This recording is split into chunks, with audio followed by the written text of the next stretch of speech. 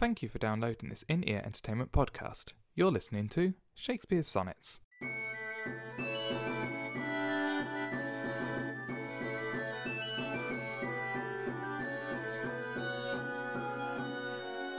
Sonnet 38. How can my muse want subject to invent, while thou dost breathe, that pour'st into my verse thine own sweet argument, too excellent for every vulgar paper to rehearse? Oh, give thyself the thanks, if aught in me worthy perusal stand against thy sight. For who's so dumb that cannot write to thee, when thou thyself dost give invention light?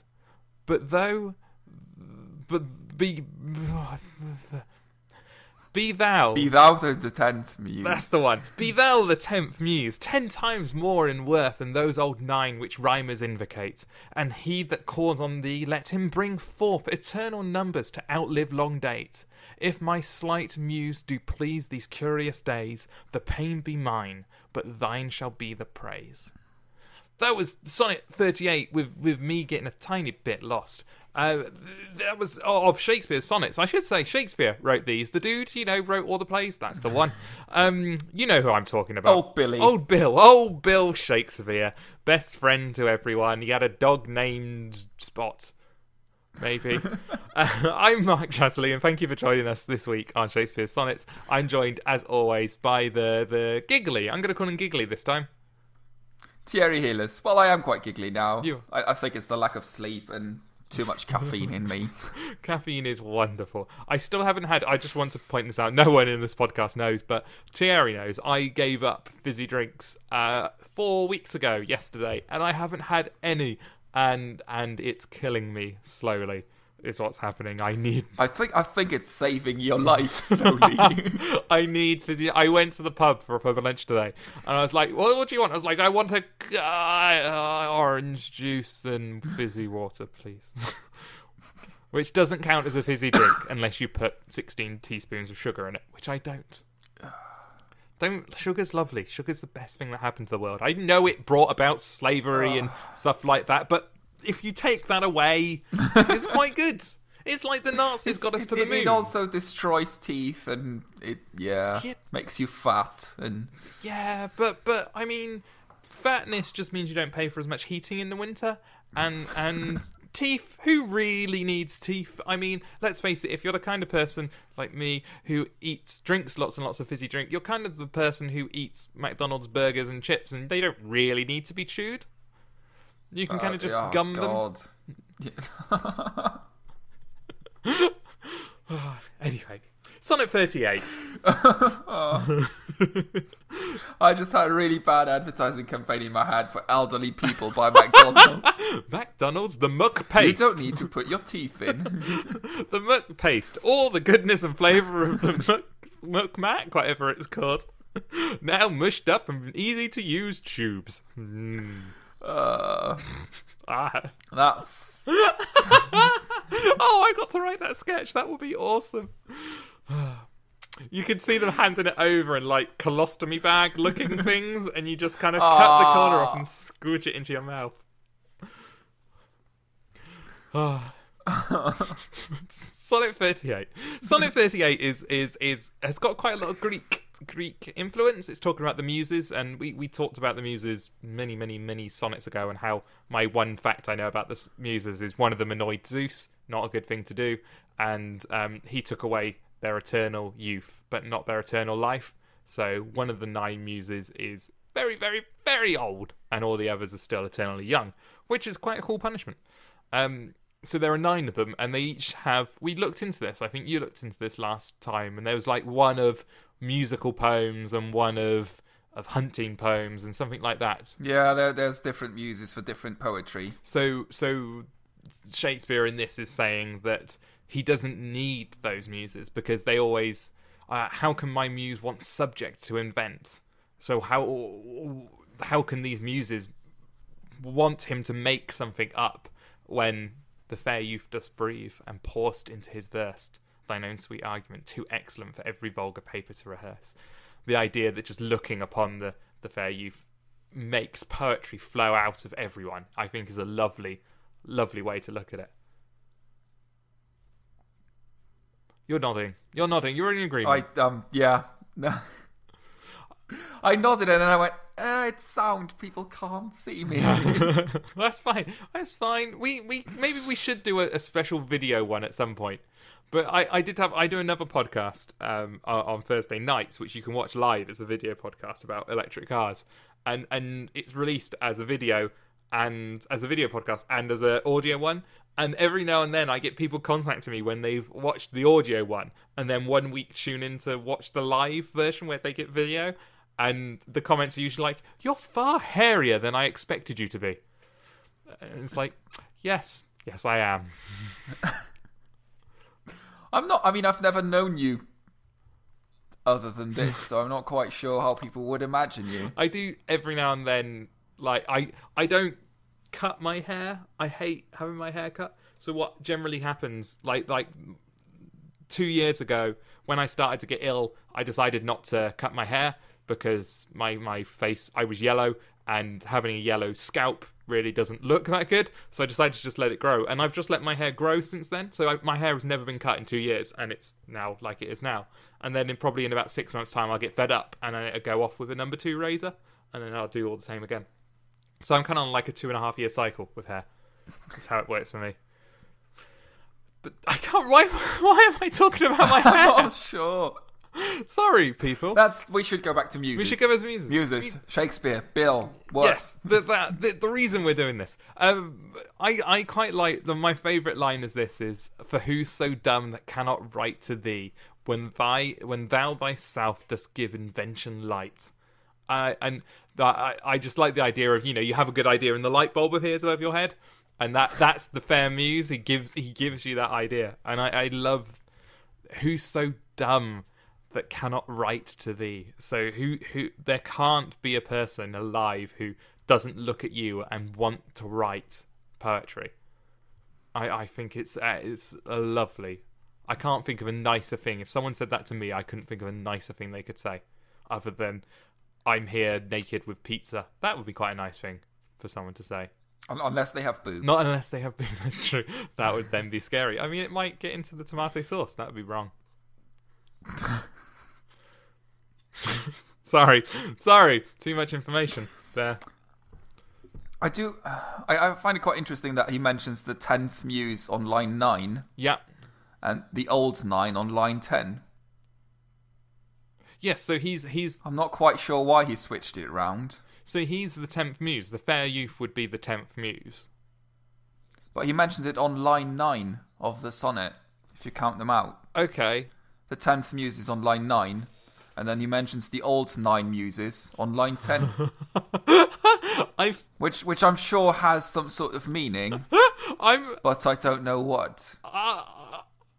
I would, if this was a proper English class, accuse you of maybe reading slightly too much into that, myself. Because possibly, I don't know.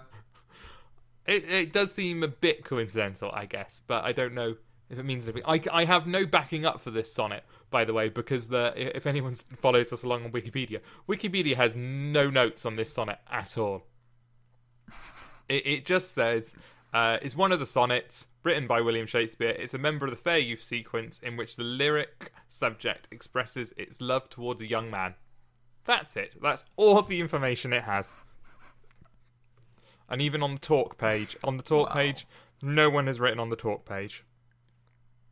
Although the P was nominated for deletion. Oh, that's really sad. How awful is that? I love it if that's the only sonnet that wasn't on Wikipedia because they voted to delete it. No, we don't like this one. Let's delete it from history. It never existed. The interesting, I guess, this sonnet has to be quite, as we would call it in modern world, and if you've watched Community, you will know this word a lot, but it's quite meta in the sense that it's Shakespeare writing a sonnet about the muses who inspire sonnets. So yeah, it's quite meta in that sense. And in today's world, if you did that, the equivalent is making a movie about people attempting to make a movie. It's that kind of one step back. So it's meta. Which does happen quite a lot. Yes. But to the point where it's annoying. Yeah, it can be done badly very easily, I think. Yeah. Whereas this definitely isn't bad. This is nice. I like this sonnet. And very easy to read. This is another one that's quite easy to read. And he does have quite a few nice images. I like the thine own sweet argument too excellent for every vulgar paper to rehearse. Yeah. Which I find is very, very... I'm not sure if it's not a nice image. It's a good image. I'm not 100% I get it. Because I don't understand how paper can be vulgar or rehearse. That's where I get confused on that line. It's the I read it as you read a paper at a conference. The paper is more the content than the actual sheet of. Okay, yep, that makes sense. That's the way I read it. And the rehearse bit to rehearse. That's odd. Thine own sweet argument too excellent for every vulgar paper to rehearse. Maybe he just needed some more syllables. I need 3 more syllables. I'm going to put in jellyfish.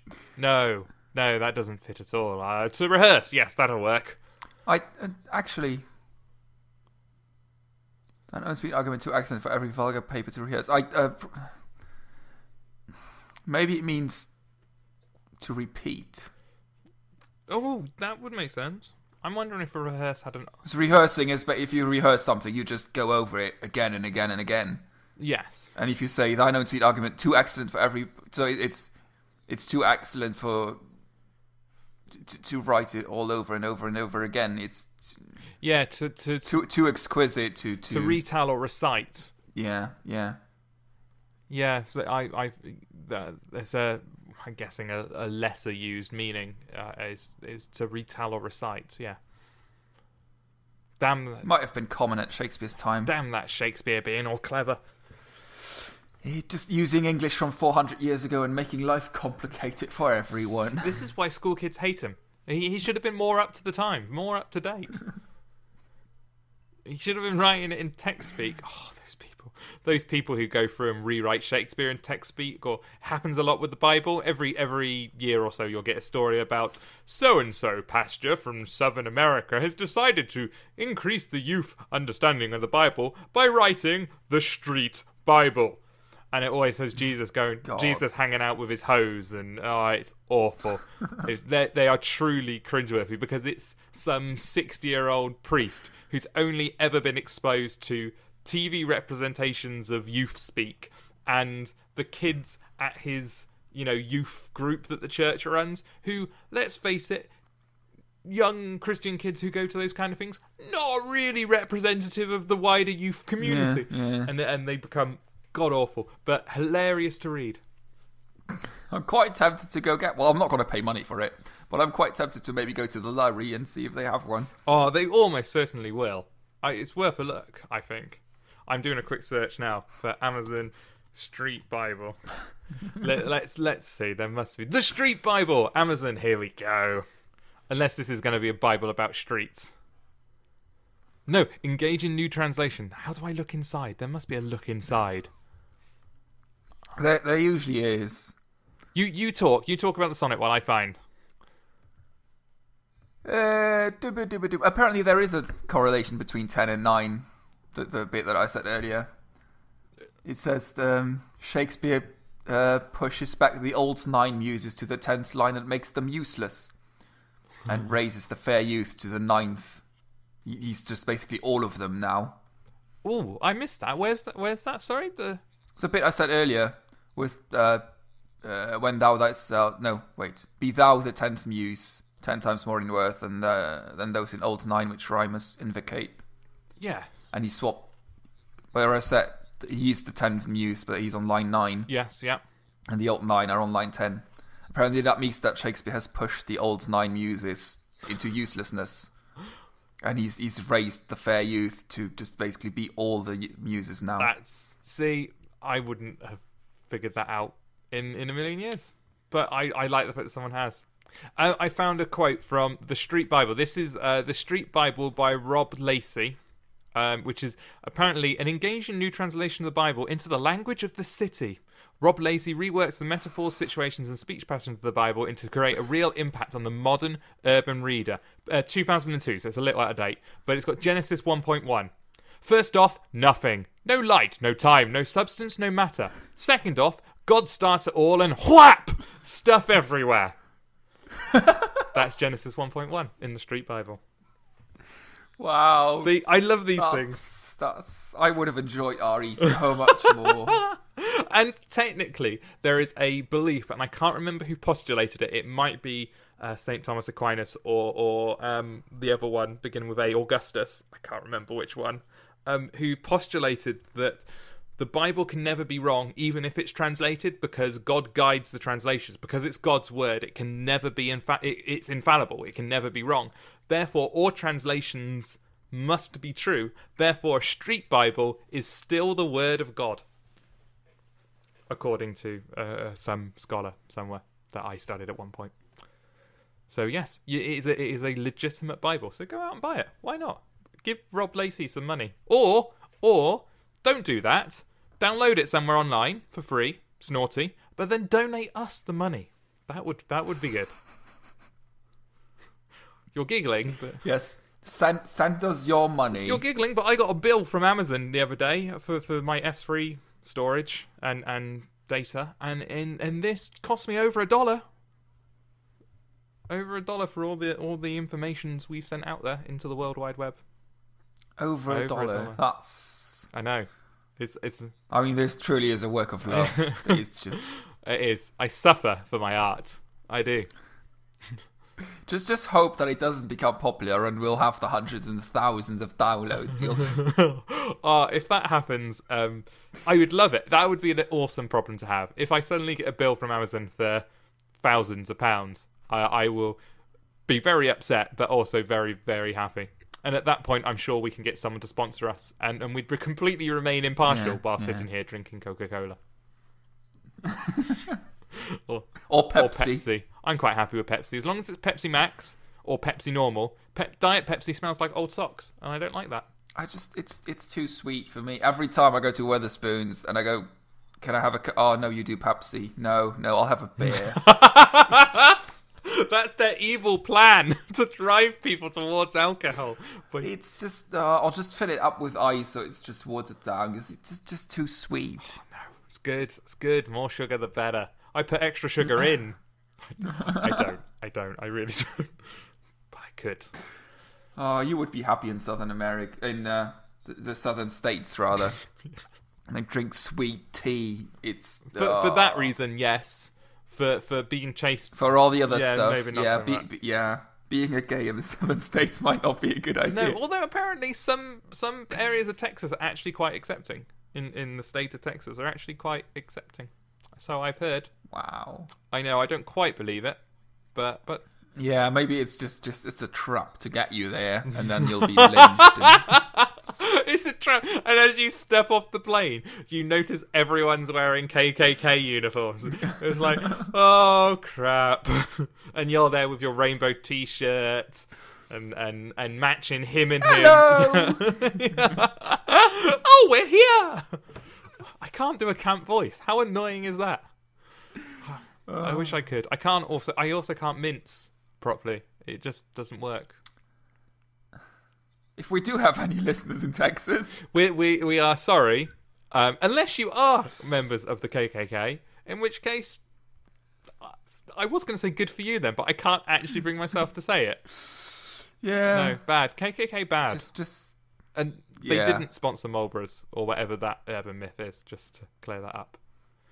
Anyway, we're so really bad on Sonnet 38. You read us out before we start talking about racism or something like that, and we'll be here for hours. I think yeah. Sonnet 38. How can my muse want subject to invent while thou the You didn't even get to the second line.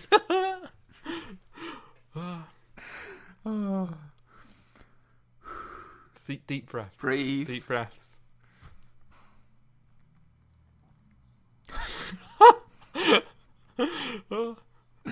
Oh God. Sonnet 38. Okay. Yeah, this is known in the industry as corpsing. He's just giggling to himself. I don't even know why. Just. Oh, would it help if I turn off my webcam and then you can just do it on your own? It's fine. I can just about see you in the corner of my eye. Sonnet 38. How can my muse want subject to...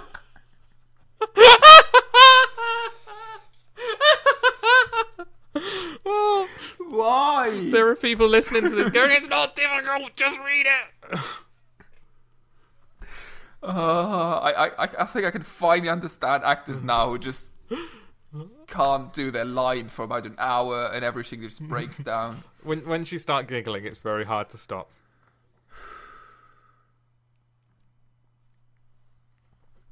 Sonnet 38. How can my muse want subject to invent, while thou dost breathe, that pourest into my verse thine own sweet argument, too excellent for every vulgar paper to rehearse? Oh, give thyself the thanks, if aught in me worthy perusal stand against thy sight, for who's so dumb that cannot write to thee, when thou thyself dost give invention light? Be thou the 10th muse, 10 times more in worth than those old 9 which rhymes nearly, god damn it.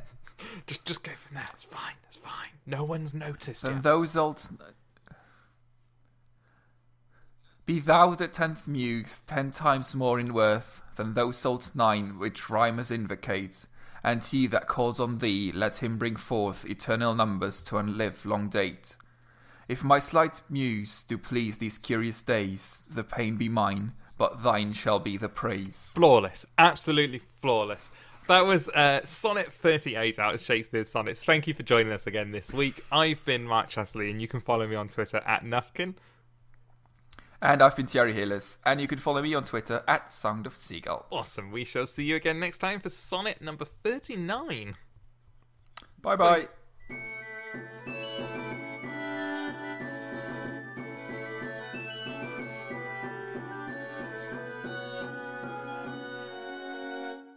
You've been listening to Shakespeare Sonnets with Mark Chatterley and Thierry Heles. This has been an In-Ear Entertainment podcast. To listen to other podcasts or find out more about In-Ear Entertainment, go to www.inearentertainment.com.